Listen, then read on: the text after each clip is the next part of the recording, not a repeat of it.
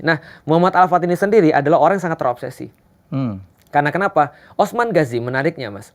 Itu ketika dia masih muda, dia bilang gini, saya pernah mimpi ketika setelah selesai halqoh dengan Syekh Adebali, gurunya. Syekh Adebali adalah pilihan daripada bapaknya. Bapaknya menghalqohkan Osman Ghazi ini kepada Syekh Adebali. Nama bapaknya Ertugrul. Nah, setelah dia kemudian halqoh, dia tidur. Dia bilang, saya mimpi dalam tidur saya sedang halqoh sama Syekh Adebali.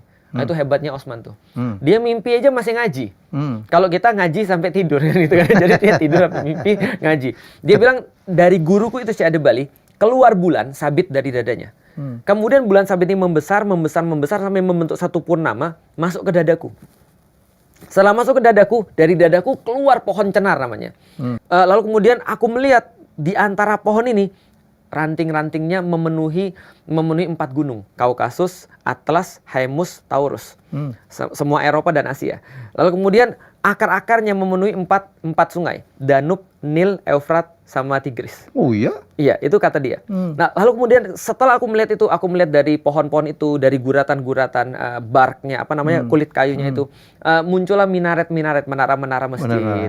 Burung-burung kemudian berada di atasnya. Orang-orang lalu lalang, banyak sekali orang-orang, semua sejahtera, azan berkumandang. Tiba-tiba dia bilang seluruh daun-daun cenar itu berubah menjadi pedang dan mengarah pada satu titik.